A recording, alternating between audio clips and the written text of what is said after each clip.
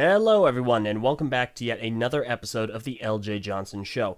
This show airs every single weekend, every Saturday, at approximately 4 o'clock p.m. Eastern Daylight Time. If you want any updates and or guest announcements every single Tuesday, head on over to Twitter at the Eljay Johnsen, that's Johnsen, where you can find all sorts of updates pertaining to the show and just a good time in general. Alright, so I am incredibly excited today because today we are joined by the voice, as many of you probably know him as, Umarak the Hunter, or Destroyer, depending on the time of day in the episode. I'm, of course, talking about the incredibly skilled and wonderful... You know him, you love him, or you will if you don't. Michael Strickland, how are you doing today? Hey, I'm well, and yourself? I'm doing pretty good. You know, it's a nice, warm, but not too hot day, so everything's going well. Awesome, and thank you very much for that ridiculously kind introduction. Well, of course, I've heard nothing but wonderful, wonderful things about you from the folks over at Biosector 1. I believe you spoke with them, I think, roughly a year ago. Yeah, it was. It's been a little while now. My goodness. Yeah, no, I think it was, goodness, it's been about 2 or so years since the Journey to One came out, if I'm not mistaken. Yeah. I'm actually, I wish we would have been able to do more episodes because it was a ton of fun. Oh, yeah, no, it seemed like it, and I figure, without any further ado, we'll go ahead and get into discussing that, but first, go ahead and kind of introduce yourself, tell us a little about what you do, how you got into voice acting, and where you are now. For sure. Well, my name is Michael Strickland. I ultimately I got started into voice acting kind of accidental. Ultimately, ever since I was a kid, I've always loved doing voices, and I've always tried doing impersonations of, like, Austin Powers characters. Was actually one of the very first ones I did was a Scottish character. And slowly worked my way up to different things, tried cartoons, and just kept, imitating as much as I could, and also trying to change it as much as I could as well. And then eventually there was actually an audition for a cartoon series by the name of Landfist Quest, which was the very first cartoon I ever auditioned for. And originally I went out not really knowing too much or expecting too much, tried out for one of the lead heroes, and they're like, well, your voice is a little too deep for our hero who's supposed to be a young teenager. And I was about 21 or 22 at the time. And they're like, maybe you'd be interested in trying out for the villains. I'm like, oh my goodness, okay. So it was very, like, my reference point was a little bit more old school, like Megatron from the 1980s Transformers. Like, oh goodness, I will destroy him. And then that's where I started doing that voice for one of the characters, and they're like, yeah, that's the one. So I ended up booking it that way. And then coincidentally, the same company who had held the auditions for that was holding auditions for Lego Bionicle, and they're like, yeah, you should totally try out for the villain or whoever you want. So tried out for the villain, and within like 2 or 3 days they're like, yeah, you got it. I was like, awesome. So Wow. yeah, I always seem to get the bad guys. Huh, interesting. So you're getting a little bit typecast here, but that's so contrary to you. You're so nice. Ah. No, I appreciate it. I try. That's good. But that's very interesting. So, obviously, a couple of weeks ago, and you and I had already discussed this, I spoke with Mr. Jordan, a voice of Akimu, Yes. so kind of opposite to you in that instance. And he mentioned kind of the process he went through. He was very into acting and theater and things along those lines, and he ended up joining with one of the, oh goodness, the talent, I don't want to say talent agencies, but that might be proper. Did you do that as well? Yeah, it was something along that. I mean, I started acting probably when I was about 5 years old, and I've, for the most part, I kind of used it as more of like a hobby slash entertaining aspect for people. Up until I was about 15, 16 years old. And then I got into a bunch of my friends were going out for a film audition. For like background work, and I was like, oh, I've always been interested in trying out film. I went and I did one 1 or 2 days of background work on that set. And after the first day, I was like, this is what I'm going to do forever. So I started pursuing acting more passionately. I went to university for it. I graduated from the Vancouver Film School a couple years back in about 2014. I took studying from private acting coaches out in Los Angeles, like Leslie Kahn. I studied with Andrew McElroy out here in Vancouver. I've been in Vancouver now for about four and a half years. Mm-hmm. I've done television shows, movies, cartoons, video games. So it's kind of expanded from that point on, and is, really been kind of like my passion and my dream. So I now also actually, coincidentally, I actually teach acting at a not-for-profit school called Arts Umbrella. And I teach acting and I teach voiceover and dance and all kinds of fun stuff there. So, wow. Yeah. That's crazy. Well, what's the age range that you usually teach? The typical age range was originally 6 to 19. There was a time where I was teaching younger kids, like 2 or 3 years old, but it was a little too young to teach for me personally. So now ultimately I usually teach ages 6 to 19. The average age range though is like 9 to 12. Okay, interesting. All right, so you're getting kind of new and aspiring artists and actors involved very early on and kind of getting their footing in what they want to do. 100%. Fantastic. Well, that is incredible. All right. In that case, with kind of all that background, I figure we'll talk a little bit more specifically about Umarak, obviously enough. Sure. Going into the role, obviously Bionicle has a fairly extensive history with the Lego group. This is more of a kind of reboot situation. Did you do any kind of research into the role or what was known and into kind of the theme before auditioning and or when you got the part? Yes, I did. I did a little bit of studying because when it comes to Umarak, there wasn't really much for him because he was much more of like a newer style character that they had introduced. Because I remember personally Bionicle from back when I was like 10, 11 years old, which was, the very first series of Bionicle was really old school. So seeing that they were revamping it was awesome.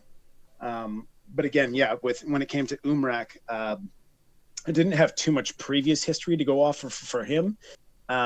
So when it came time for the audition for him, I simply went off of the notes that they had given me, which is like kind of a guy who, lives in the shadows and has the ability to kind of control the darkness and the shadows and whatnot. And I was like, oh, well, if he's like a shadowy assassin, I'm thinking more like raspy, again, along the lines of like my usual villain Megatron style voice.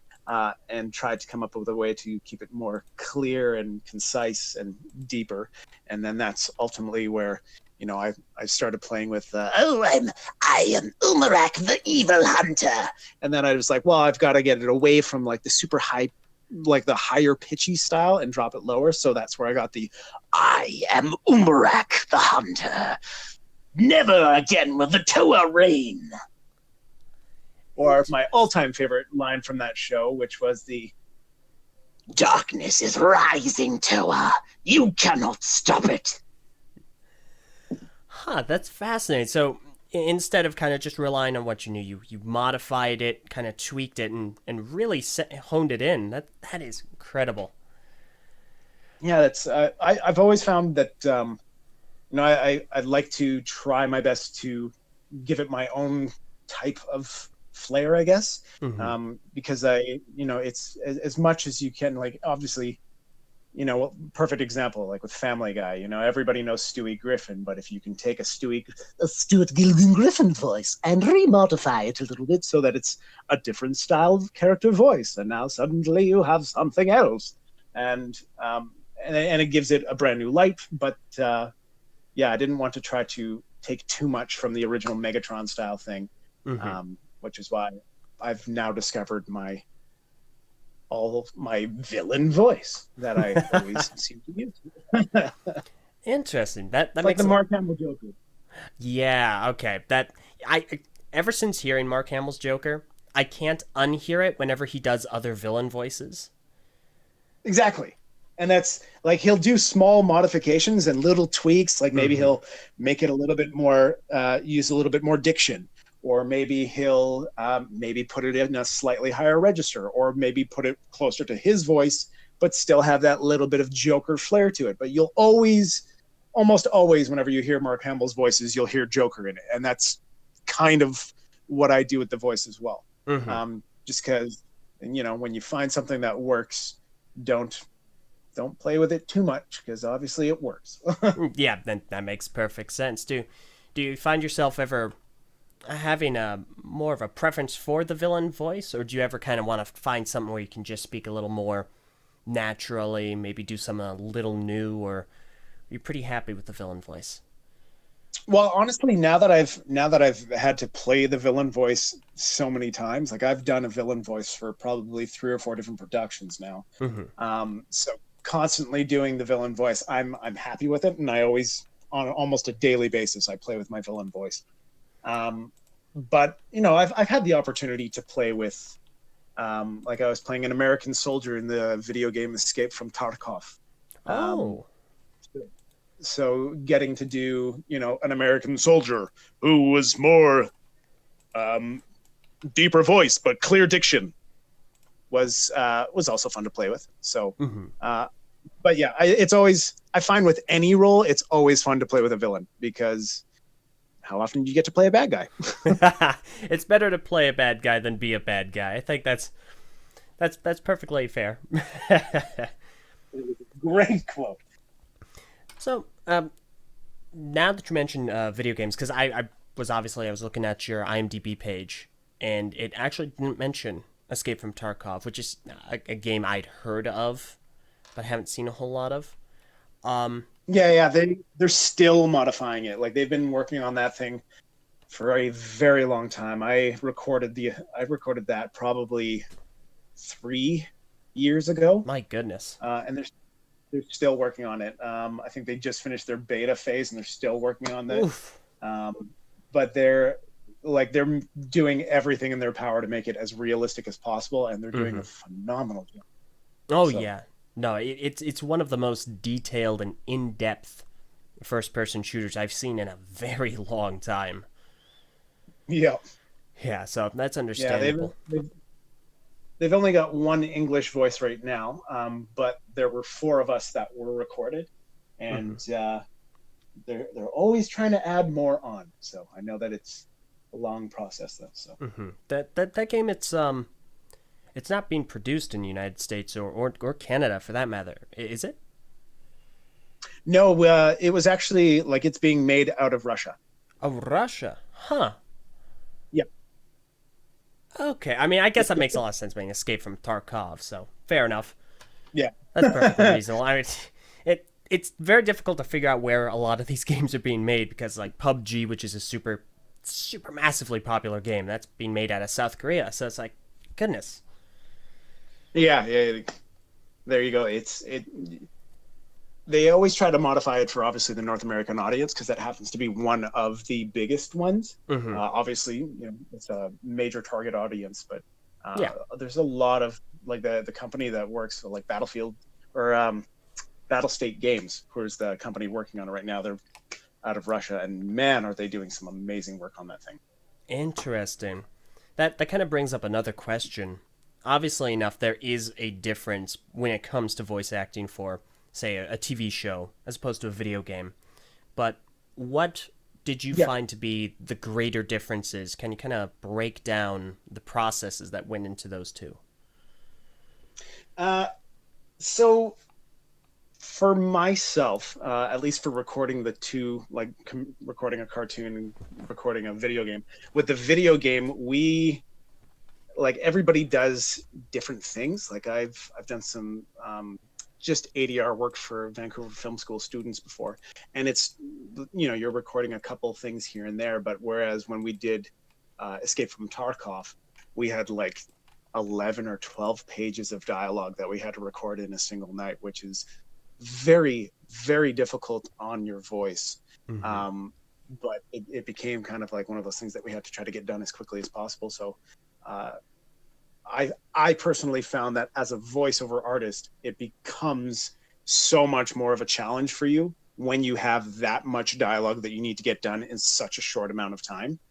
You really need to be able to know how to control your voice, how to be able to make sure that you don't string your throat, and that you're constantly drinking water. You're trying to make sure that, you don't start to sound like hoarse. Ultimately. Yeah. No, I understand. Whereas with the cartoon, we'd have quite a few pages of dialogue, but it was like 1 or 2 lines per page. And not only that, it was very, very relaxed. Like you were inside of the studio, and it was a lot more simple. You were able to kind of chat back and forth with the actual director themselves. Just because obviously the directors for the video game were out in Russia, so it was a lot harder to work with them in regards to what they wanted. You'd have to record it, send it to them, then they'd send back information saying, no, this is what we want. Whereas there, you're right there, the director sees you, says, great, let's try it this way. Let's try it with a little bit more, excitement, or maybe you're terrified, or whatever the case might be. And especially once you get into the development stage, once the cartoon's actually starting to be made, you can also see a quick clip of the show, and then they'll time you and kind of they'll give you like the 3 beeps, and then you have to start recording your line while watching the thing. So it gives you a bit of direction because you see what your character's doing, and then you go, oh, okay, so my character is giving a bit of extra strength and battle, or, oh, he's fighting 12 other people. And then he's got to, do your wallas, which are like your jumps and your effort sound effects. So, I'm just based off of the things I've done so far, I have found doing cartoons to be a lot more fun, just because you have all those things to play with. Now, again, that's one video game, and every video game company might do things differently, but just from the experience thus far, I love doing cartoon. That's fascinating. That's very interesting, because I think a lot of people have kind of a preconception as to what voice acting is kind of like, and how the operation usually goes, or at least a lot of people that I'm familiar with in, say, a fan community, because usually how fan projects they'll go is, it's basically like Escape from Tarkov. They record something, send it off, it gets sent back saying, all right, adjust it this way. But in your experience, would you say it's more the usual, at least in the case of cartoons, would probably be you're in the booth, you have the director there, he's giving advice, suggestions, 100%. Tweaking. Okay. 100%. And honestly, and I think this is one of the biggest things when it comes to voiceover work that a lot of people might not understand, is that although, yes, the audience does not see you and they're only hearing your voice, you still need to be able to perform it the same way as if they were seeing you, which is why voiceover work is as difficult as stage acting, as film acting, because you need to be able to act like that character. You need to give yourself the posture. You need to give yourself the breath and the depth for your voice, or whatever it might be, the control. And I know a lot of people that I've personally spoken to that have been like, well, it must be nice. You just walk into the booth and you start just saying the lines. I'm like, oh, it's so much more than that. Oh. That's something that William last couple weeks ago was saying, that acting proper and voice acting are very intertwined in that they kind of overlap, that it's helpful to know kind of both sides of things, because you're also doing a lot of the hand gesturing, and as you just mentioned, the posturing, and it really kind of plays into how it sounds. 100%. If you could see what I look like in the booth when I'm performing Umarak or any of my characters, it's the funniest thing in the world. Because I'm like grabbing my music stand and like shaking it as if I'm choking something, or I like hunched over, and it's just the weirdest things ever. But it's fun. That sounds like fun. All right. Sheer delight. Did you ever have kind of a frame of reference for Umarak while you were in the booth? Like, did you have the model sitting right there, or like William mentioned, kind of a drawing? Sometimes you would get like the drawings that they'd throw up on like the television or something like that you'd be able to use as a reference point. But lots of times they don't have that stuff, or depending on the project, they might try to keep that as secret as possible because they don't want to reveal it yet. So sometimes you realistically don't. But the reference point that you will have every single time is the voice that they end up choosing. So if you audition for it and let's say, your voice is like this, then they will replay that exact recording of your voice is like this. And then you will sit there and they'll play it maybe 2 or 3 times over and over so that you can remember how you sounded and kind of play with that sound again so you can get back to that. And then get right into your recordings. Interesting. So they have kind of a reference point. Huh. Yeah. Okay, that's something I had not heard before. That is fascinating. Okay. Oh, yeah. Sometimes it can be very tough to try to remember exactly how you placed your tongue or where you had, were you using your soft palate? Were you overemphasizing your S's or whatever your character trait might be that you had used. Sometimes it can be tough to do that, especially if you go like a month without recording or a couple of months without recording. Yeah. Then you jump back into it and you're like, oh geez, what was it that I was using? And then they're like, here's your reference point. And you're like, right, got it. Okay. And then you go. That makes a lot of sense. That's fascinating, huh? Now, when you were kind of auditioning for this specific role, I know that William, he auditioned for one, and then it kind of branched off into a bunch. Did that kind of end up being, did you audition for someone else initially, or did you very specifically go for Umarak? You were chosen for Umarak, and that was where it started and ended there. Well, actually, it was lots of times what they'll do is they'll send you like a breakdown of all the characters that they're currently auditioning. And at least for myself, what I do is I'll look through the list of characters and I'll go, okay, what do I feel I can resonate the most with? What do I feel I can pull off for either the voice reference that they're looking for, or whatever the case may be for the basic dynamic that they're looking for the character. And there were 2 characters that I originally auditioned for. One was Umarak the Hunter, and the other one was coincidentally Ikimu. Oh. And then lo and behold, they're like, yeah, you didn't get Ikimu, but they want you for Umarak. And I was like, great. And then I found out William got Ikimu, and I was like, haha, of course. But if you ever, as you've heard when you have a conversation with William, his voice is very unique. It's a very boomy, very powerful voice that definitely commands. So gotta love the guy. Oh, he's fantastic. He's just wonderful. That is fascinating, though. I love that kind of almost parallelism there between the two of you. Now, we spoke before, or earlier, and you actually know him fairly well. Yeah. Well, I wouldn't say like super well, like best friends, but I went to university with him. He and I were both in the Black Hole Theater productions, as well as the Black Hole Theater, which was over at the University of Manitoba. So we had met each other quite a few times through passing. We have very close mutual friends. So, yeah, we get along quite well.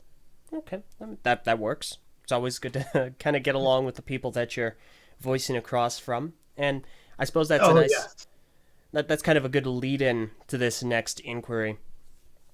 Obviously enough, in this instance, you kind of worked on your own voicing the character of Umarak. I don't believe you had anyone to bounce off of as far as the other characters were concerned. That's correct. Okay, and I figured that's mostly what is generally done. Most of the voice actors kind of do things alone, and it's kind of rare to see them bouncing off each other in more of a group dynamic. It honestly, it really depends on the production, because for Lanfus Quest, as well as for Escape from Tarkov, as well as Lego Bionicle, I myself was just in the studio in a small little box by myself. I usually had either the director there with me, or in Lego Bionicle's case, I had the director calling in from Los Angeles, and then I would do a FaceTime call with them while I recorded. But shows like, for example, My Little Pony, those ones, lots of times you are in the booth with your fellow actors and you need to be able to play off of them. So it really depends on the production. So That's understandable. Yeah, I can understand. Like, they even do the Lego Ninjago series, which is a really Yeah, popular show right now, and a lot of the times they'll have the main cast all in one place. yeah, yeah. Okay. Actually, on that note, like I said, I was reading up on your IMDb, kind of seeing a lot of the work that you've done. It mentions here that you've done camera and electrical work, so more of a kind of behind the scenes operation. Yes. Yeah, I've done focus pulling for a couple of different films now. Just because I one day went onto a film set and I saw a director trying to kind of do everything, and I explained to him I've been to film school and there's a couple different things that I've learned throughout that. So he just said grab a roll, and I went to focus pulling, and I was told that I did really really well, and then I got recommended to another film to do that, and then just went on and on and on, and I just kept doing focus pulling. Oh, wow, that's fascinating. Huh, Yeah, it's a terrifying job. oh my goodness, I can imagine. Huh. Yeah, it's because an actor can screw up, but they can take a pause and go right back into it. Mm-hmm. Everybody else on the set can ultimately screw up, and there's always ways to be able to continue shooting and modify things either in post or whatever it might be. But the one thing you cannot fix in post is a blurry shot. So you have to be on your A game 24/7. If you have a single shot that is blurry, you can get fired very quickly. Mm-hmm. So it's very, very stressful, but it's fun. Fair enough. Nah, I can completely understand that. Yeah. Well, that is just a ton of fascinating information. Something I do want to bring up, and this is something that William and I had discussed a couple of weeks ago. Are you familiar by any chance with Jeff Hughes? Geez, that name is incredibly familiar. Okay. Why is the name so familiar? That he was Liwa. Yeah, Yeah. Jeff Hughes. He's from. If I'm not mistaken, he's also from Winnipeg. Oh my goodness, it's a small world. My goodness. I'm gonna Jeff Hughes. Because yeah, the only reason I bring him up is and of course I'd mention this to William. Obviously enough, the great folks over at Biosector 01, they had reached out to you guys and said, hey, would any of you be interested in doing this? And once again, I'd like to thank you as well as William for reaching out and agreeing to be here. It's always fantastic to talk to people that worked on the behind the scenes and even were part of the characters that really inhabited the world that you guys did. Jeff has always been one that, in more of a tongue-in-cheek kind of way, I've had a need to discuss with. Because the character he plays, Liwa, is, I feel like I could have done better. I know it. I'm viewing his character. I need to have a conversation with him. I need to sit him down and be like, listen, we need to hash this out. Mano a mano. Yeah, that's where I'm starting to wonder, because the Jeff Hughes that I've seen, that I'm thinking of, is the Jeff Hughes from the United Kingdom. But unless that was the Jeff Hughes, but he passed away in 2012. I don't believe that's the same guy. Yeah. It's so many, that's the downside with acting, is that there's so many other actors with your name that it becomes like difficult to remember who is who and which is which. Like even my name, I've seen 3 different other Michael Stricklands that are actors. One was a regular series on SWAT and I think Falcon Beach at one point, or Sunset Beach. Really? But yeah, there's always different ones. I'm gonna have to see if I can remember. If it's the Jeff Hughes I'm thinking of, then he is a very, very busy man, as he runs a lot of stuff out in Winnipeg. My goodness. I could be thinking of a different person. It's interesting what you said there, because maybe it works differently in Canada, but I know that they have the SAG in the States, the Screen Actors Guild. Yeah. And I've heard rumor that when you join, you have to take on kind of a screen name, because like no 2 actors can have the same name. That's why you hear a lot of different pen names, like Willem Dafoe. Like his actual name is William, but because of the Screen Actors Guild, kind of regulations, he modified it to Willem. Is that that's not like that in the Canadian version? Honestly, not that I have seen. Just because they ultimately, like, we have ACTRA, whereas you guys, I believe, have AFTRA and SAG, whereas we have UBCP and ACTRA. Here, I've never run into that situation yet. Then again, I haven't met any other Canadian actors named Michael Strickland, so maybe that's why. Yeah, that's an interesting thing. I might have to inquire into that. Yeah, no, that would be fascinating. Now, when it comes to becoming a part of you said it was ACTRA, if I'm not mistaken. That's correct. Okay. When it comes to being a part of that, what ended up being the general requirements to become a member of that, and how does that basically all function and assist in the voice acting profession? It doesn't. Interesting. Okay. No. That's the easiest way to put it. When it comes to the union, it is a very long discussion, but I'll make it as short as possible. There's non-union and there's union. When you go non-union, you have the opportunity to do both union films, productions, whatever it might be, as well as non-union. But the moment you join union, you can no longer do non-union stuff. And unfortunately, when it comes to voiceover stuff, and a perfect example would be Lego Bionicle, they used a non-union production, which has its pros and it has its cons, which is actually very surprising because it's Lego and they can pretty much afford to buy Disney if they wanted. I've heard the opposite many times, so that would be funny. Right?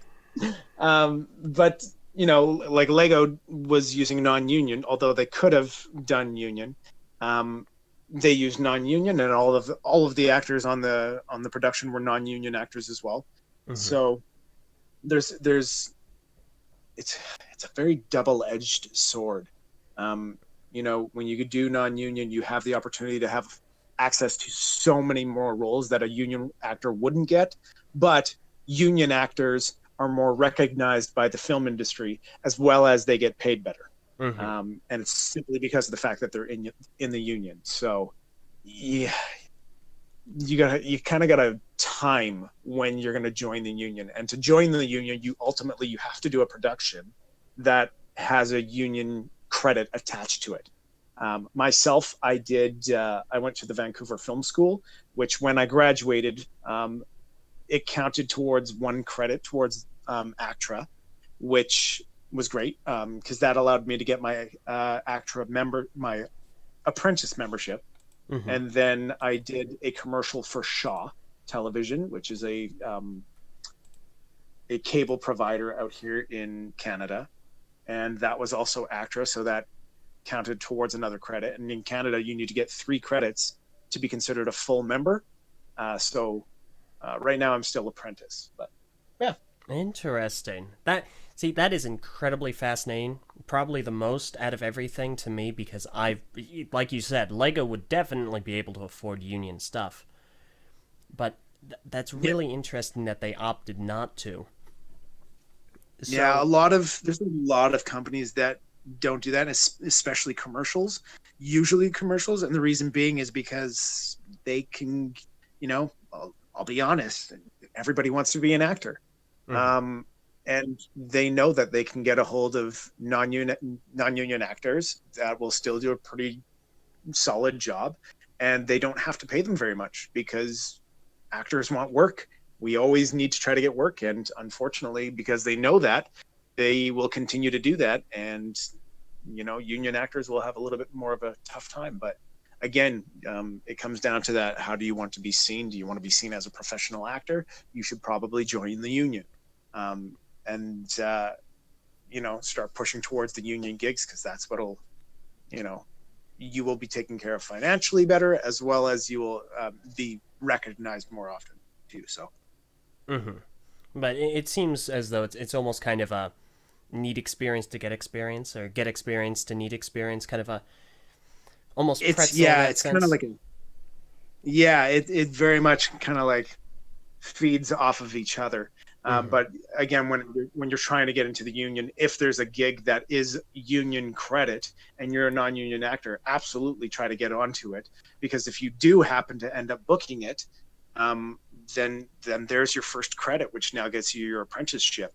So, Hmm. um, and at the end of the day, the thing that they care the most about is your experience, your training, uh, Hmm. to see that you're still in classes, that you're training constantly, either with a private coach or you're in workshop classes or whatever it might be, so that they know that they're getting someone who's actually taking their career seriously. Hmm. That makes a lot of sense. That's quite understandable from kind of a more, I want to say, businessy standpoint. You're going to want someone that is going to do a good job and can at least show that on paper. So that makes a lot of sense. So Yeah. prior to kind of getting involved with the union, how does one go about actually finding these jobs? Do you end up finding a manager of some kind, or not a manager, not a An coach? agent. There we go. That's the word. Totally escaped me. Yeah, an agent. No. So what? I honestly, I got very, very, very lucky. In When it comes down to the film industry, that's realistically a very large percentage of your career is luck. But I got very, very lucky and managed to have the opportunity to audition for Landfist Quest, which was the very, very first cartoon I ever booked with Mhm. DeCapo Productions. And they, I guess, ended up really liking my work on that one. So they ended up contacting me, even though I had an agent who looks for voiceover stuff for me. Um, DeCapo and I built up a great relationship, because they're phenomenal, phenomenal people. If you ever get the opportunity, you should definitely check out DeCapo Productions in Winnipeg. But anyways, they ended up liking a lot of the work that I did with them on Landfist, so they sent me the information about Lego Bionicle and said, "Hey, we would love for you to audition for this." And I said, "Absolutely." I auditioned. I ended up booking it, and then that was another production that I did with them. So Mhm. um, it really comes down to the people that making sure that you stay professional and that you put out solid work. Mhm. That is something I've heard quite often, especially when it comes to acting, voice acting, entertainment. It's a lot of it is not only what you do, however, it's very heavily emphasized who you know is incredibly important. Yes. But definitely, if you do want to get into the voiceover industry, get a voiceover agent, because like myself right now, I have a voiceover agent who specifically deals just with voiceover stuff for me. And she has done a phenomenal job. I've had countless auditions for Spider-Man, for My Little Pony, for all kinds of things that I would have never seen if it wasn't for her. So Hmm. definitely consider getting a voiceover agent when you get the opportunity. Interesting. That makes a lot of sense. Now, when it comes Yeah. to working in a particular country, so for instance, obviously enough, you're in Canada. I'm in the United States. I Yes. know a lot of people who are also in the UK, Ireland, so on and so forth. You know, part of Right. UK is part of Ireland, but I digress. So when it comes to this kind of cooperation, which I believe William spoke of a few weeks ago, I know that there are a lot of different companies that kind of cooperate. When you do work in a particular country, like say Canada, do you often get audition roles originating from the United States in a similar sense that you did with Escape from Tarkov, or is it kind of a more of a happenstance, or is it contained to Canada, or how does that dichotomy kind of break down? Well, it can, again, with something like that, it can definitely vary. Mm-hmm. Uh, the best part about doing voiceover work is the fact that realistically, you just need a microphone and a good sounding room and whatnot, and you can audition for any voiceover work anywhere in the world. unless, of course, the breakdowns state that they want actors specifically from one area, and that's usually because of tax credits. Yeah. But otherwise, that's one of the best things that I love about being able to do voiceover work is that, Lego Bionicle was recorded in Winnipeg, but because I lived out in Vancouver, I managed to do set up something with a studio out here in Vancouver, record here, and then have it sent out there, and then they dealt with it. There's always opportunities to work with absolutely anywhere. You just have to, keep your eye open for it. Okay. Yeah, that makes a lot of sense. Fascinating. Okay. Well, in that case, I would like to remind everyone, if you have any questions, then go ahead and ask them in the live chat now, or head on over to Twitter, and we'll go ahead and get those all squared away before we wrap up. It's going to be hashtag the Eljay Johnsen Show. Go ahead and ask whatever you want, and we will get to those as soon as they come in. All right, so while we wait on those, let's talk a little bit about kind of what you really, really want to kind of go for. Like a few weeks ago, William said he would love to do kind of a period piece, possibly even Star Trek was something he mentioned. What are you really... I can totally see that. Yeah. Heck, even totally. Oh goodness, what is an audiobook? Like, he has such an audiobook voice. Totally. Absolutely. I guarantee you that man could make a living just on doing audiobooks. Yeah. I would listen to him. Yeah, he's just got, like you said, a very commanding voice. Very much so. But what would you like to do? What is something that you really want to be a part of? Like, is it a particular franchise? Heck, was it Bionicle? Star Wars. Okay. If you saw my recording studio in my house right now, you would see I have Star Wars things everywhere. And as a matter of fact, one of my dream roles, other than Star Wars, of course, or playing Spider-Man, because who wouldn't want to play Spider-Man, is right now I'm actually training for a film. I've been taking a lot of martial arts and parkour and gymnastics and all kinds of bodily injuring things to get ready for this film. But director Chris McKay, who coincidentally is the phenomenal director who was also one of the producers for the Lego movies, as well as Lego Ninjago and whatnot, he is actually going to be the director for the live-action Nightwing film. Really? They announced back in November last year that Nightwing is going to become one of the next DC live-action films.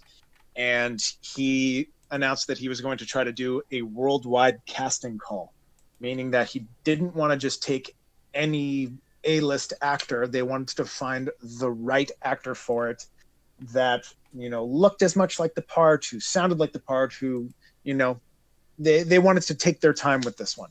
So they announced that they were going to be doing that. And as of November, my hair has not stopped growing. I have been doing martial arts and parkour and just basically studying Nightwing and what it is that he does and who he is. So I'll tell you, there's some things that I'm able to do now at 30 that I haven't been able to do since I was, in my late teens, early 20s. So, my goodness. I mean, that's always a good thing, stay fit, stay healthy. Yeah, I'm just trying my best. So trying to put up the word, trying to get people to be like, oh, I could totally see you as Nightwing. But unfortunately, everyone's like, I could totally see you as Clark Kent. And I go, not the right part, but that's great. There's already like 45 different Supermen. But okay. Yeah, I'm sorry. I hate to say it, but yeah, I can kind of see Clark Kent too. I'm so sorry. Everybody says that. It's all right. But yeah, I mean, like if you saw my hair now, which actually, if you go to my Instagram account, you can. Perfect. But yeah, you can see on my Instagram and whatnot, I'm posting videos all the time of parkour, of martial arts, of all kinds of different things. Building a parkour area in my backyard right now, trying to help stay constantly practiced and fit for this role.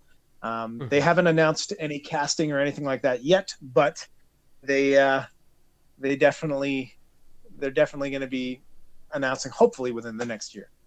Okay, fascinating. Well, I'm going to keep an eye out for that. Not to audition, no, heck no, but just to see exactly who they end up going with, because I think, like, from the side of it, sounds like you got a really good shot. Because, like, for instance, Tom Holland, he was a shoe-in for Spider-Man for the Marvel Cinematic Universe because he did so much parkour. He could do a lot of his own stunts and the flips, so that's a really good thing to know how to do. Yeah. Well, Chris McKay had said, he's like, for this film, we want to stay as far away from CGI as possible. So we want to find someone that can do a lot of this stuff, that can do a lot of the martial arts and whatnot. So that's one of the reasons why I've been doing that and training in Eskrima, training in bow staff, and parkour. Dear God, the amount of times I've hurt myself in parkour. Oof. Yeah, it's a very physical activity. Very much so. But it's when you love your craft and when you're dedicated, you will work hard for it. Yeah, I think that's a good thing to do. Now, you mentioned Star Wars, and I asked this to William. I asked this to a lot of people because it's obviously a very divisive subject. The Last Jedi. What did you think? Where do you land? Oh, man, I've had this conversation with some serious Star Wars friends of mine. And now that I've watched it, second, third, and fourth time, there's a lot of things that I did like about it. When I first saw it, I was very upset about it. Specifically because, I grew up with Luke Skywalker, and seeing Luke be that weak and shut down and I don't want to see any people and blah blah blah, and he in his films he was dedicated towards trying to be a Jedi and to show people that the Jedi stand for good and all that, right? And then suddenly he's got this full 180. But then one of the points that a good fellow friend of mine had pointed out was that Obi-Wan Kenobi did technically the same thing. Yoda did technically the same thing. It seems to be a very Jedi thing to do. And I went, oh, that's a good point. So that helped a lot with that. So all in all, I'd say it was a pretty decent film. And there's all the things that originally really bothered me about the film don't really bother me that much anymore. So, yeah. That is not a point I had either heard nor had considered before, that it's kind of this Jedi Master thing to become a kind of a hermit. Yeah, it's because, if you think about it, Yoda did it when all the Jedi died. He fled to Dagobah and was kind of gone until episode 5. Obi-Wan Kenobi did the same thing when all the Jedi disappeared. He fled to Tatooine and kind of disappeared on Tatooine just watching Luke. And then Luke got older and tried raising new Jedi. One of them turned and went bad, destroyed all the Jedi, so he went into hiding and kind of tried to die. So it's like... Interesting. That definitely takes a... I'm going to have to... Great, now I have to go and talk to several friends and be like, hey, listen, let's discuss this point now. That's something else. We get really into discussing every possible thing, from Yoda coming back as a puppet and not going CGI, which was great, considering the Han Solo movie and the CGI and the characters and such in there. So it's never-ending conversations. Did you like Solo? I actually did. I went in there with low expectations, and I purposely tried to make sure of that, and was very pleasantly surprised by the end of the film. Especially the fact that they brought Ray Parks back to play. I don't want to say too much. Yeah, a person. I might have already described it. Yeah, they brought a person to play a person. Yeah, no, yeah, I know exactly what you're talking about. There is an actor in the movie who plays a character. You should all probably go see who it is. 100%. And it's not CGI, even when you think it is. It's not. Apparently, it's the actual character. Yeah. Good on. No, that was a surprise. I liked it. I've heard a lot of criticism that, it's kind of a little, I don't know, fan servicey, but I don't mind. I mean, Star Wars, Yeah. modern Star Wars has a lot of fan service in the sense that they give you things that kind of harken back to old films, and you go, hey, Yeah. that reminds me of this, and I like that. So that's fine. Yeah. Agreed. Yeah, no, fair enough. Although, I mean, one thing I can't forgive about The Last Jedi, harkening back on that stupid scene with gosh darn Luke and his gosh dang milk. Yeah, that was odd. Yeah. I mean, I understand that the purpose of that was to show kind of how in the world he managed to sustain himself. Like, where did he get food? How did he survive on this tiny little island with no, like, anything? Mm-hmm. Oh, he got pretty much all of his nutrition and everything from that creature. Okay, awkward, but hey, okay, I get it now. Yeah, Makes sense once you think about it, but still very weird. yeah, yeah. No, I think it's perfectly reasonable in the world. Just not something I needed in a Star Wars movie. So teach their Yeah, own. sure.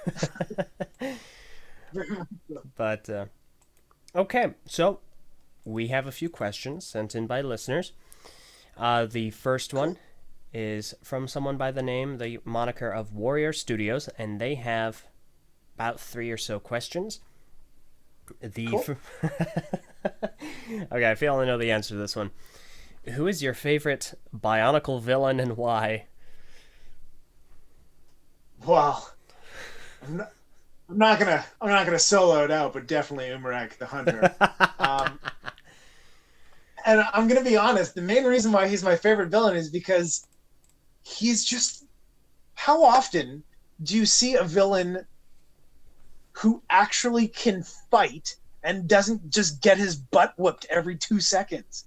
Like, he actually puts up a solid fight, and he takes over, and he's actually like constantly winning. And it's only because of these completely fluke incidents that he ends up losing. But if it was like a full out one-on-one battle, he would win. He would totally win. Well, And that, I think, to me, is the biggest reason. I wouldn't say he'd win in one of. I mean, Lewa might have had him in one of those instances. I'm just saying.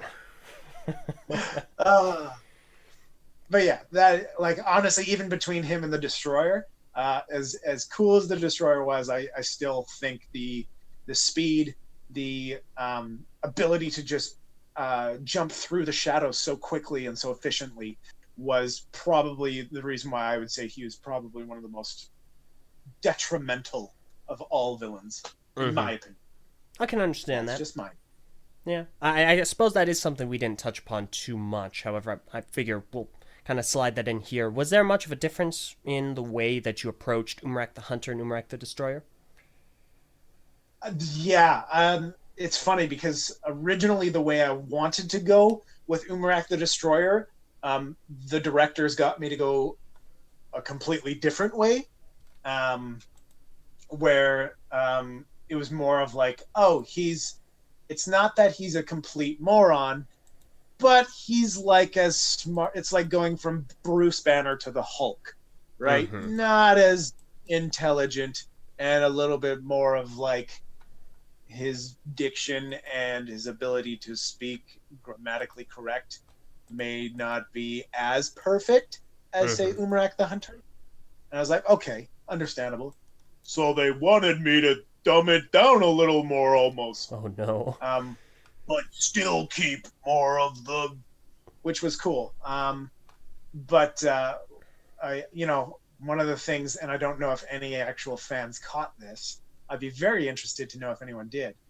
But something that I had worked on throughout that role, that even the directors noticed, was there's only a few parts, not many, but there's a couple of parts where I bring Umarak the Hunter's voice in just for a split second and then bring it back to show that Umarak the Hunter is trying to fight through the mask control and try to be himself, but the power is just too much.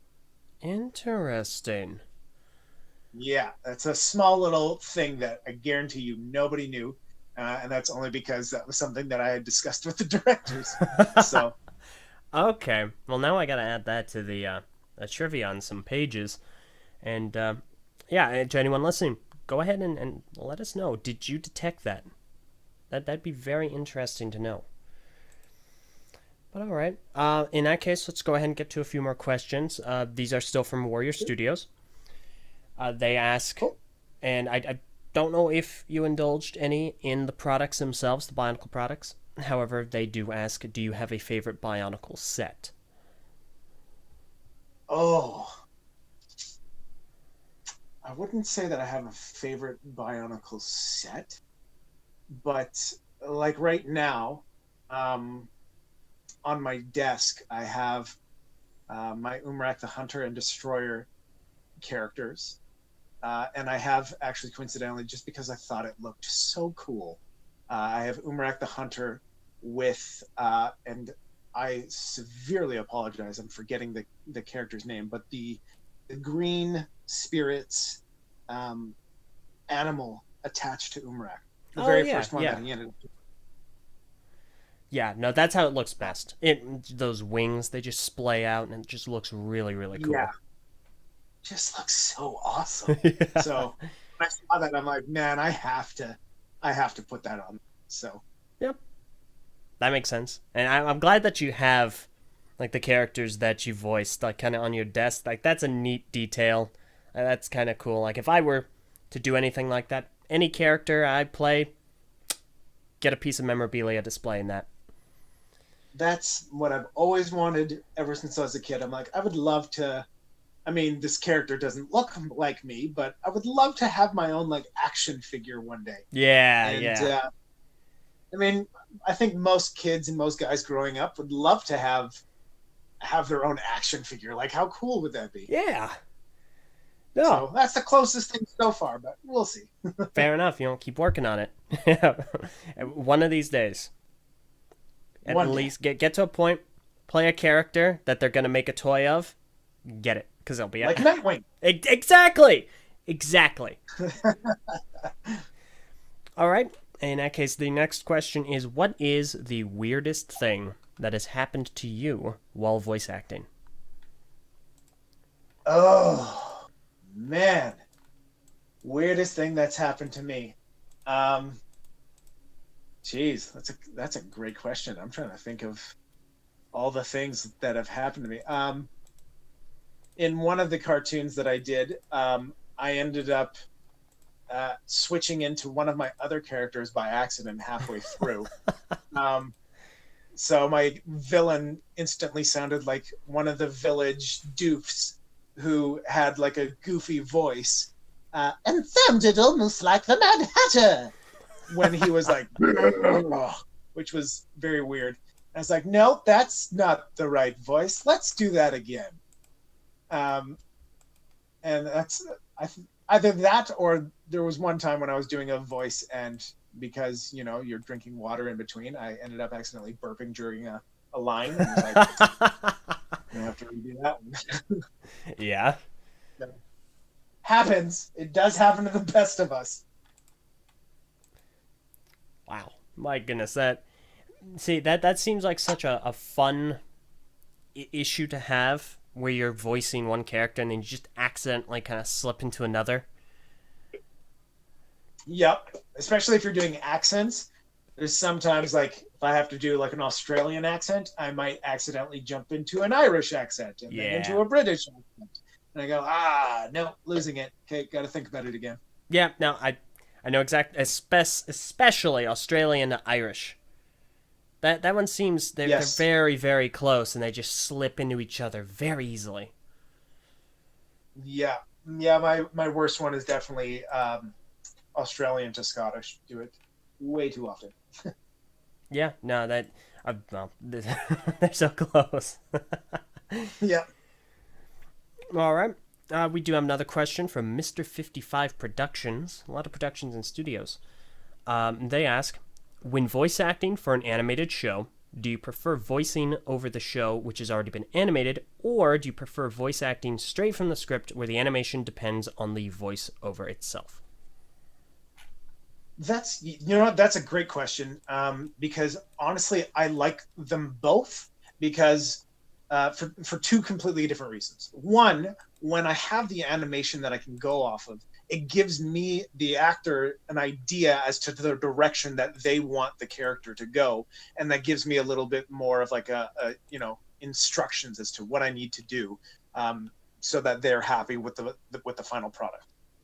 On the other hand of that, I like not having the animation because then that gives me, the artist, the freedom to come up with my own interpretation of what it is that he's doing, or what my thought is that the character's going through or experiencing in that moment. So, and lots of times, at least from people that I've spoken to, they sometimes like that because then it gives them sometimes an idea that they didn't originally think of, or a different perspective or a different take on something that they're like, oh, you know what, I kind of like that version better than the original way that I wanted to go. So it's a great way to collaborate with the directors and the animators and whatnot too. So Interesting. That's a perfectly reasonable perspective. That is really interesting to know. Huh. Okay.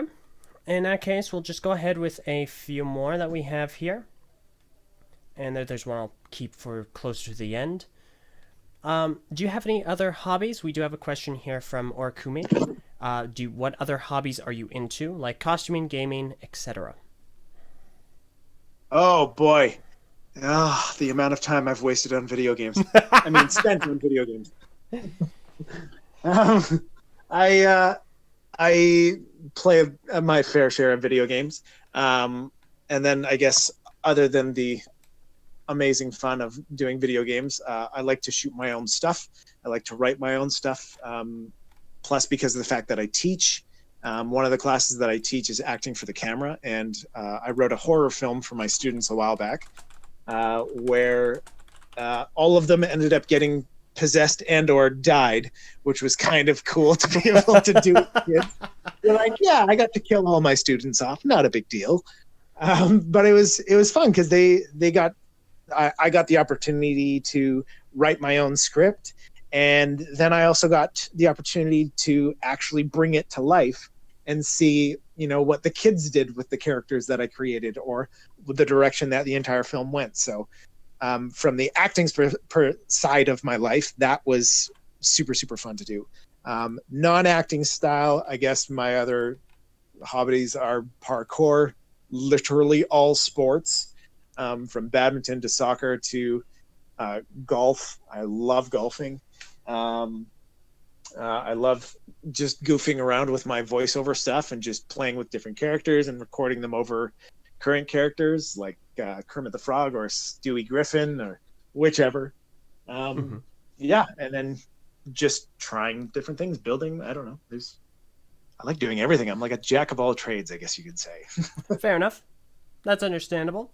Now, when you say literally all sports, what about fencing? I actually was doing a bit of fencing for a bit. Maybe not like with the full mask and the actual fencing things, but using it through stage combat and weapons, because Nightwing is a character that I'm currently trying to prep myself for, and we're doing a lot of Eskrima and bow staff. Even though none of that requires fencing, you have a tendency to want to use lightsabers or swords or whatever and start interpreting or start using like longsword or fencing or whatever it might be, rapier, right? Yeah. So okay, all right. Yeah, I gotcha. All right, but I think the most important question that I need to ask, that clarify off of one of those other points: what games do you play? Oh, geez. Okay, so again, that is such a broad question. Right now, just like every kid on the planet, I play my fair share of Fortnite. one of my all-time favorite games is easily Kingdom Hearts, and I am so excited for Kingdom Hearts 3. I play Dragon Ball Z Fighter. I play Borderlands. But I'm also old school, so one of the biggest games I play right now, and I've got probably a collection of about 130, are board games. Nice. I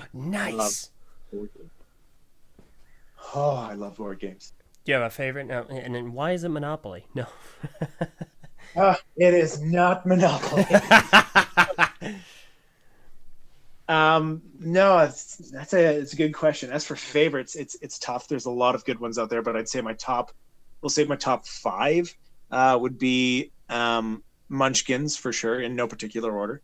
Would be Munchkins, Bang the Walking Dead, which is a phenomenal game. Seven Wonders Duel. There's an old board game from the 90s called Pokemon Master Trainer, which so much fun, but is very hard to get now. The board game itself is worth probably $300 new in box. Yeah, it's pretty much hard to get. You might be able to find it for like $60 to $100 on eBay, but it might be missing pieces and it might be broken. So I've been very lucky to still have that. And last but not least was actually a new board game that I just recently bought called Last Friday, which is based off of the Friday the 13th movie, where one person plays as the maniac, or Jason, and the other ones play as the campers trying to get into cabins. It's super, super fun. That sounds like a lot of fun to play with people. And what I just learned is that I need to brush up on my board game knowledge, because I have heard of absolutely none of those. Oh yeah, the list goes on, but that's just a small cap of them. That's wonderful. I feel like a lot of people are kind of getting out of board games, but there's so much fun. Card games, board games. Although I gotta admit, I like Monopoly. I'm a big fan of Monopoly. There's nothing wrong with that. But to be honest, the biggest reason why I like board games is just because it's a lot more, people friendly. You actually get to communicate with people directly in front of you instead of sitting there.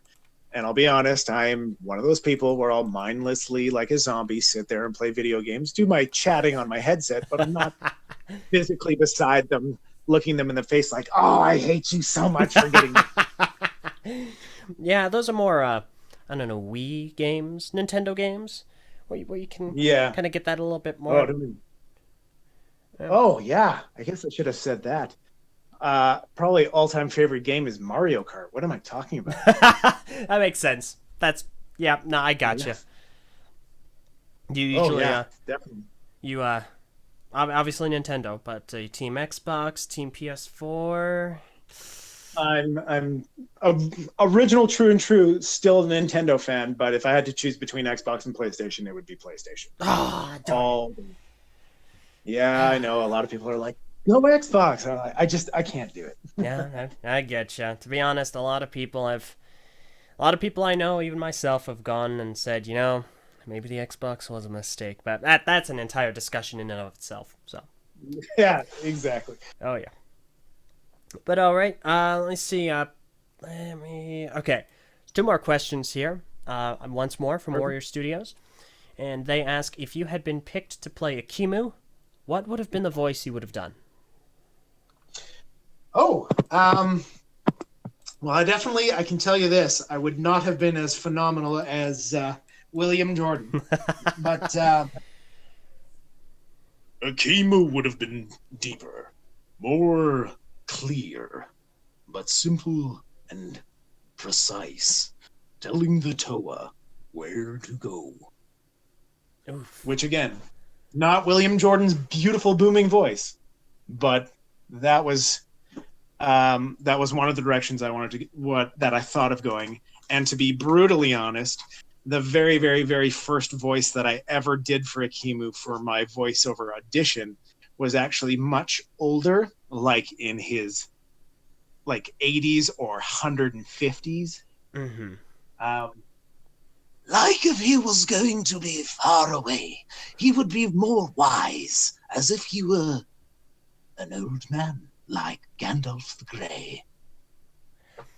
See, that deep voice you did sounded like a really excellent announcer. Like, not announcer, a narrator. Like, that is a great voice for telling a story. I could do the Morgan Freeman. No, I can't do Morgan Freeman. I like him. Yes, Morgan Freeman. Oh my gosh. Sometimes. See, whenever you, I'm certain at some point you'll need to show everyone your grand Star Wars collection, as you mentioned earlier. Maybe post that to Instagram. Maybe just, I don't know. Maybe do a Morgan Freeman voiceover while you show us around. I think that'd be a nice spin on things. I will definitely have to. I have a very, very small few, but a few of my Star Wars things posted on my Instagram, including just basically like the basic layout of my studio and what it looks like. It's very, very easy to build because instead of spending, $600 or $1,000, $2,000 on sound panels and all that stuff, I actually built my own sound panels out of wood and towels. Oh yeah, I've heard towels before. I've heard they're really, really excellent at sound absorption. 100%. Fair enough. All right, in that case, the last question before I inquire as to where you'd like people to follow you on social media. The final question actually comes from several people, so no one in specific. And what would your advice be to aspiring voice actors or individuals who want to get into the entertainment industry through voice acting or just acting in general? Oh, I had this question asked to me in almost every interview I've done thus far. And I love that question because I'm hoping, I know this sounds incredibly weird, but I'm hoping people put me out of a job because it gives so many more voice options out there, and it gives us so many voice actors that we need. Like there's, I think a lot of people are a little hesitant to get into it because they're worried about whether or not they're good enough or their voice works. The voice that you are born with is so unique. Nobody else has your voice. So right away, you've already got a voice that's better than anybody else's. So the piece of advice I can give to you is play. Try different things. Watch a show. Find your favorite cartoon, your favorite TV show, your favorite actor, whoever it is, whatever it is.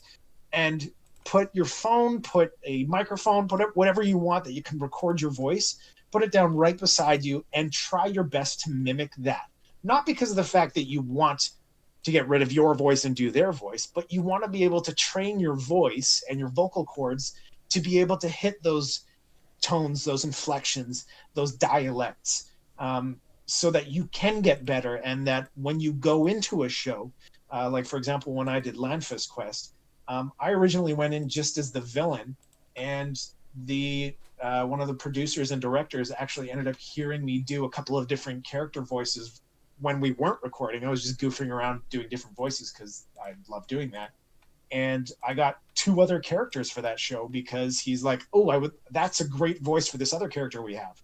And I'm like, great. So they're like, you want to do that character too? I'm like, awesome. So now I've got, instead of 1 character, I've got 3.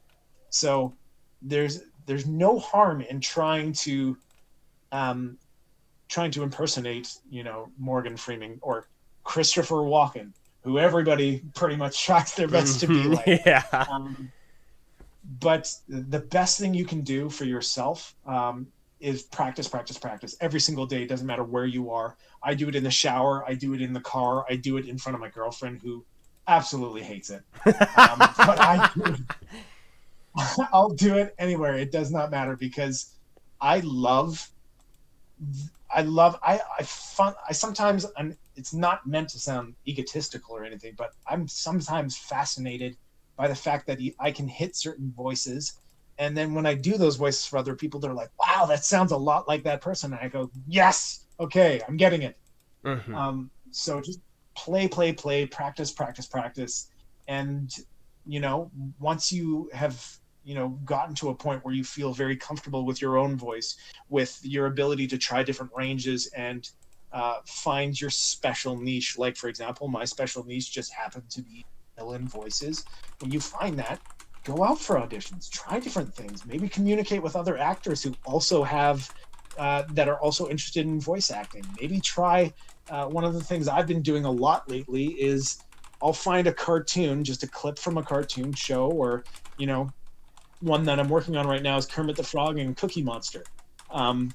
Them talking about what's inside of a box, and there's no music or anything in the background. It's just just the voices, and I'll use the clip, but then I'll use my own voice to try to redo Kermit the Frog, try to redo Cookie Monster, and then I'll post that on my social media, and I'll show my friends, and I'll be like, hey, how close do you think this is? What do you guys think of this interpretation of Kermit the Frog or of Cookie Monster? And then that gives me realistic feedback. And it also gives me the opportunity to listen to it and kind of just see what my voice would sound like on, more popular characters. Wow. That is some unbelievably phenomenal advice. Like, my goodness. In that case, I think that's a pretty good place to kind of wrap things up, because I don't know how we could top that. That was incredible. No, thank you. All right. Well, in that case, I think we're going to go ahead and put things to rest for now.